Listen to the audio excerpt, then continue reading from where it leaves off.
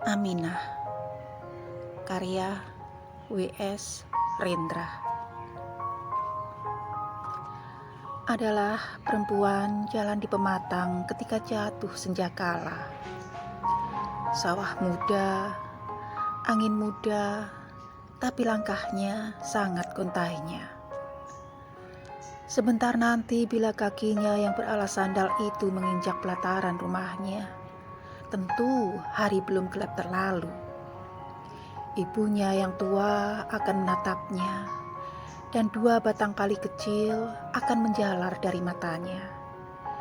Ia akan berkata antara sedannya, "Ibu, aku pulang." Dan keduanya akan berpelukan. Maka sementara langit sibuk berdandan untuk pesta malamnya, dan di udara terdengar sedan kegirangan yang memancar dari rumah tua, akan terdengar para tetangga berbisik antara sesamanya, dan mata mereka bagai kucing mengintip dari tempat gelap. Kampung kita yang tentram mulai lagi bermusang. Ya, betapa malunya. Telah datang ular yang berbisa. Jangan dekati ia. Adalah perempuan jalan di pematang ketika jatuh senjakala. Sambil memandang tanah kelabu, ia bayangkan dengan terang yang bakal menimpa dirinya. Juga sudah terbayangkan olehnya salah satu bunda cerita pada putranya. Jauhi Aminah. Kalau bunga, ia bunga bangkai. Kalau buah, ia buah maja. Ia adalah ular beludak. Ia adalah burung malam. Begini ceritanya. Dulu ia adalah bunga desa. Ia harum bagai mawar, tapi sombong bagai bunga mentari.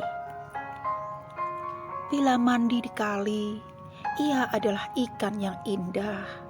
Tubuhnya menyinarkan cahaya tembaga. Dan di daratan, ia bagai merak berjalan angkuh dan mengangkat mukanya. Para pemuda menggadaikan hati untuknya. Tapi ia kejam dan tak kenal cinta. Ia banyak dengar dongeng tentang putri bangsawan. Lalu ia bayangkan ia putri. Lalu ia inginkan kekayaan. Mimpi telah meracuninya. Maka pada suatu ketika seorang lelaki datang dari kota, ia kenakan jas woleta dan arloji emas di tangannya. Tapi para orang tua sudah tahu, matanya tak bisa dipercaya. Mulutnya bagai serigala dengan gigi cahaya perak dan mutiara. Kata-katanya manis bagai lagu air, membawa mimpi tak berakhir. Ketika dikenalnya Aminah, dibujuknya ia ke kota bersamanya. Ia bayangkan kekuasaan, ia bayangkan kekayaan, ia bayangkan kehidupan putri bangsawan, dan pergilah Aminah bersamanya. Jadi terbanglah merak ke dunia mimpinya. Ia makan mega dan kabut menyapu matanya.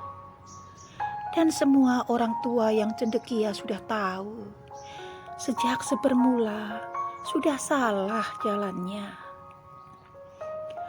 Maka seolah sudah ditenungkan, ketika sepupunya menengoknya ke kota, ia jumpai Aminah jauh dari mimpinya. Hidup di gang gelap dan lembab, tiada lagi ia bunga, tapi cendawan. Biru pelupuk matanya mendukung hayal yang lumutan. Wajahnya pakai topeng yang kaku karena perawannya telah dikalahkan. Maka sepupunya meratap pada ibunya. Laknat telah tumpah di atas kepala pemilik kita. Bunga bangkai telah tumbuh di halaman. Belukar telah tumbuh antara padi-padian. Kalau kita minum adalah tuba di air, kalau kita makan adalah duri di nasi, karena ada antara pemilik kita telah jadi perempuan jalang. Kini ularnya sudah pulang dan pisahnya sudah terasa di daging kita. Jangan dekati ia, jangan dekati ia. Ia cantik, tapi ia api. Dikali ia tetap ikan jelita, tapi telah busuk rahimnya. Jangan dekati ia, jangan dekati ia. Adalah perempuan jalan di pematang ketika jatuh senjakala. Sambil merasa angin di mukanya, ia bayangkan yang bakal menimpa dirinya. Ia tahu apa yang bakal dikatakan tetangga. Ia tahu apa yang bisa terduga. Ia tahu tak seorang pun akan berkata, "Berilah jalan padanya orang yang naik dari pelimbahan." Sekali salah ia langkahkan kakinya, dan ia terperangkap bagai ikan dalam pupu. Berilah jalan pada kambing hitam, karena ia telah dahaga padang hijau. Berilah jalan pada semangat hilang, karena ia telah dahaga sinar terang. Dengan mudah ia bisa putar haluan, tapi air kali hanya kenal satu jalan. Dan ia telah mengutuki kejatuhannya, dan ia telah berniat akan bangkit. Maka ia adalah bunga mentari, maka ia adalah merak yang kukuh hati. Adalah perempuan jalan di pematang ketika jatuh senjakala. Sambil mengenang yang bakal datang, ia tetap pada jalannya.